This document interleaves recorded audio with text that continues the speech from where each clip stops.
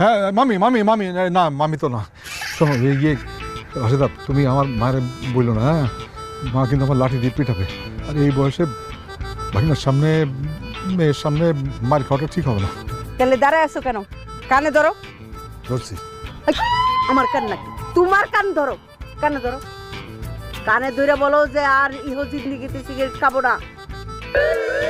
মা রাজু ভাইরে কানে ধরতে কও, হ্যাঁ তো আব্বারে নষ্ট করছে। রাজু কানে ধরো। আজকে থেকে ইহো জনমে আর কোনোদিন ইহো জনমে আর কোনোদিন সিগারেট মুখে নিব না, সিগারেট মুখে দিব না। মনে থাকে যেন। মনে থাকে জানো।